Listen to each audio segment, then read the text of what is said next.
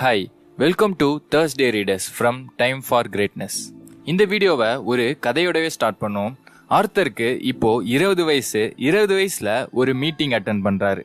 இது ஒரு மிகப்பெரிய கம்பெனியோட மீட்டிங். அந்த கம்பெனியில இவர் ஒரு சேல்ஸ்மேனா வேலை செய்யறாரு. அதாவது அந்த கம்பெனியோட நம்பர் 1 சேல்ஸ்மேன் ஆனதுக்கான ஒரு மீட்டிங் தான் அது. இந்த மீட்டிங்ல அவர் ஒரு பயங்கரமான ஸ்பீச் கொடுக்கறாரு. அதாவது நான் எப்படி நம்பர் 1 சேல்ஸ்மேன் ஆனேன் அப்படிங்கறத பத்தி அவரு சொல்லிட்டு இருந்தாரு. அந்த ஸ்பீச்சுக்கு பயங்கரமான கைத்தட்டலும் ஸ்டாண்டிங் அவர்ஷனும் கிடைச்சது. இவர் இந்த மாதிரி சந்தோஷமா எந்த ஒரு நாளும் இருந்தது கிடையாது. இந்த சந்தோஷத்துல அவரோட காரை எடுத்துக்கிட்டு 70 கிலோமீட்டர் ஸ்பீட்ல அவரு ஹைவேஸ்ல போயிட்டு இருக்காரு. அவர் போற நேரத்துல அவரோட ஆப்போசிட்ல மிகப்பெரிய ட்ரக் மிகப்பெரிய ஸ்பீட்ல வந்துட்டு இருக்கு. வந்த வேகத்துல அவரோட காரை மோதுது. அந்த நேரத்துல அது ஒரு மிகப்பெரிய ஆக்சிடென்டா கருதப்படுது. அவரோட மூளையோட சில செல்ஸ் பாதிக்கப்பட்டிருக்கு. அதே மாதிரி இனிமே அவரு நடக்கவே முடியாது. உங்களோட லைஃப் ஃபுல்லா உங்களோட வீல் சேர்ல தான் நீங்க செலவழிக்கணும் அப்படின்னு டாக்டர் சொல்லிட்டாங்க. என்னதான் டாக்டர் அப்படி சொன்னாலும் அவரோட பாசிட்டிவான பார்வையாலும் அவரோட தன்னம்பிக்கையாலும் அவரு திரும்பி எழுச்சி நடக்க ட்ரை பண்றாரு. அவரு வீல் சேர்ல இருந்து எழுச்சிக்கிறதுக்கும் வெளியே நடக்கிறதுக்கும் பலவிதமான பயிற்சிகளை எடுக்கிறாரு. சில மாதங்கள்லயே அவரு திரும்பி எழுஞ்சி நடக்க ஆரம்பிக்கிறாரு. மறுபடியும் அவரு அதே கம்பெனில போய் சேல்ஸ்மேனை ஜாயின் பண்றாரு. ஆனா இந்த வாட்டி எக்கச்சக்கமான சேல்ஸ்மேன் அவரோட கம்பெனில இருந்தாங்க. இத பார்த்து அவர் பயப்படாம இதையும் தாண்டி அவரு ஒரு வருஷத்துல டாப் 10 சேல்ஸ்மேன்குள்ள வர ஆரம்பிக்கிறாரு. அது மட்டும் இல்லாம அவரோட மோட்டிவேஷனல் ஸ்டோரியை கேட்டுட்டு நிறைய காலேஜஸ்லயும் ஸ்கூல்ஸ்லயும் அவரு ஸ்பீச் கொடுக்க போக ஆரம்பிச்சாரு. இதுக்கப்புறம் அவருக்கு பல வகையில இன்கம் வர ஆரம்பிச்சது. அவரு ஓரளவுக்கு பணக்காரராகவும் ஆக ஆரம்பிச்சாரு. இந்த சமயத்துல தான் அவரோட வாழ்க்கையில 2வது அடி பட ஆரம்பிச்சது. அதுதான் எக்கனாமிக் கிரைசிஸ். அமெரிக்காவோட எக்கனாமிக் சிஸ்டமே கீழே இறங்க ஆரம்பிச்சது.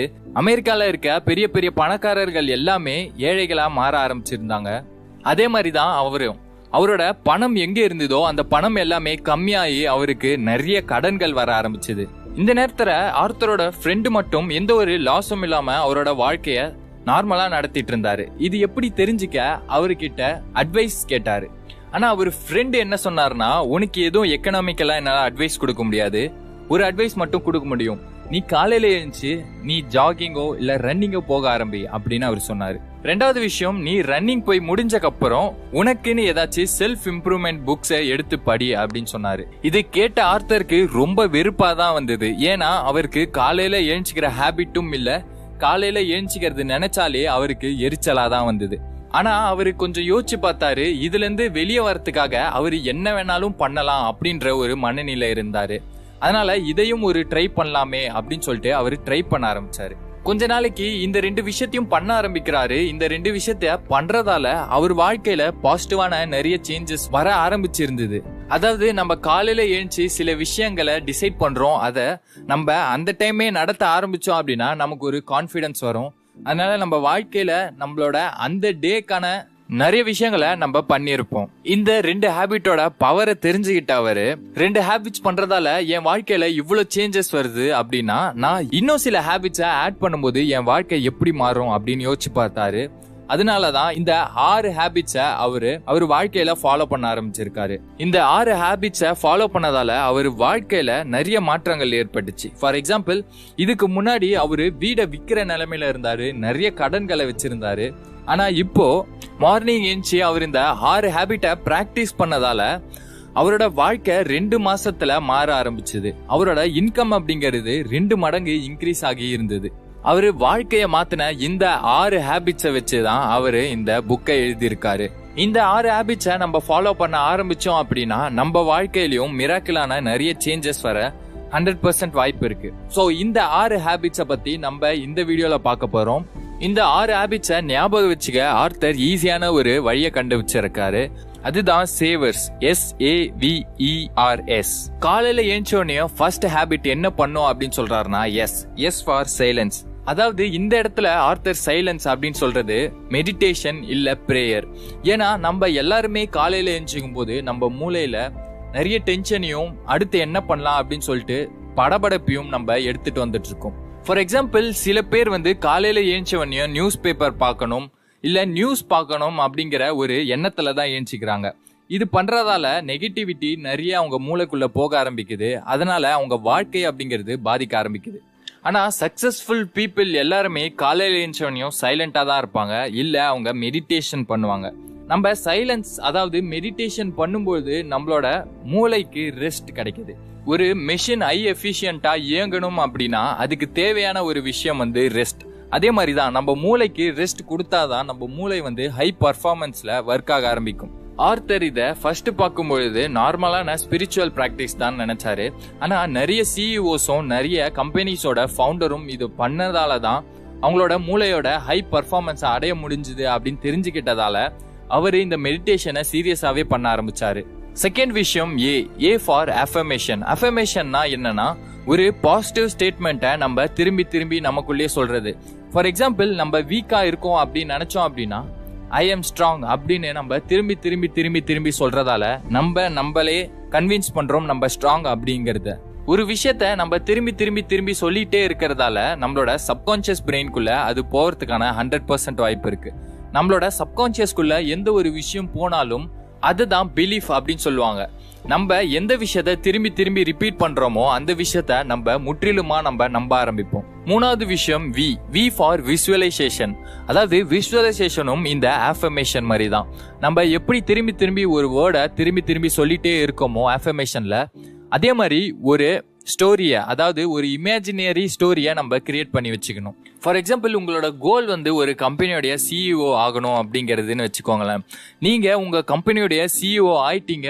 உங்க கம்பெனியில போய் உங்க கம்பெனி ஒர்க்கர்ஸ் கூட பேசுற மாதிரி மீட்டிங்ல இருக்கிற மாதிரி நீங்க திரும்பி திரும்பி திரும்பி திரும்பி விஷுவலைஸ் பண்ணிக்கிட்டே இருக்கணும். இந்த விஷுவலைசேஷன் பண்றது மூலியமாவோ உங்களோட சப்கான்சியஸ் பிரெயினை ரொம்ப சீக்கிரமா அடைய முடியும். ஃபோர்த் விஷயம் இ ஃபார் எக்ஸசைஸ். நீங்க டெய்லியும் காலையில எழுந்து எக்ஸசைஸ் பண்ணும்போது உங்க பிரெயின் என்டார்பின் அப்படிங்கிற ஒரு ஹார்மோனை கிரியேட் பண்ணும். இந்த ஹார்மோன் கிரியேட் பண்றதால நம்ம எப்பவுமே எனர்ஜெட்டிக்கா இருக்கிறது மட்டும் இல்லாம நம்ம குட்டா ஃபீல் பண்ணுவோம். அதே மாதிரி காலையில ஏஞ்சி நம்ம எக்ஸசைஸ் பண்றதால நம்ம டீப்பா பிரீத் பண்ண ஆரம்பிப்போம். அந்த சமயத்துல நம்ம பாடி நிறைய ஆக்சிஜனை எடுத்துக்க ஆரம்பிக்கும்.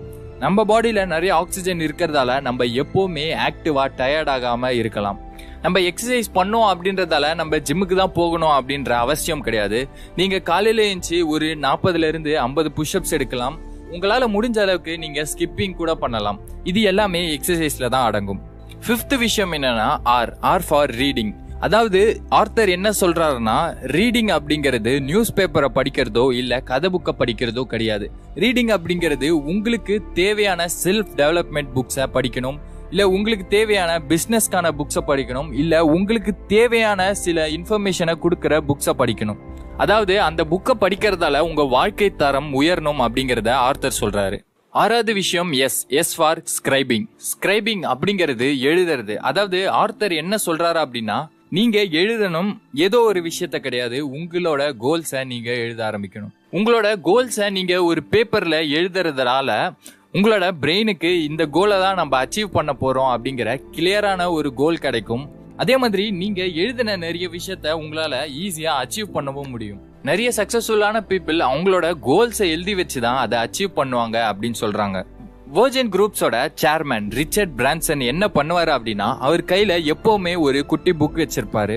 அந்த புக்ஸ்ல அடுத்து என்னோட கோல்ஸ் என்ன, என்னோட ட்ரீம்ஸ் என்ன, என்னோட டிசையர்ஸ் என்ன அப்படின்னு சொல்லிட்டு எழுதி வச்சுப்பேன் அப்படின்னு சொல்றாரு. இந்த மாதிரி எழுதி வைக்கிறதால என்னோட கோல்ஸை ரொம்ப ஈஸியா அச்சீவ் பண்ண முடியறதா அவரு ரிப்போர்ட் பண்ணியிருக்காரு.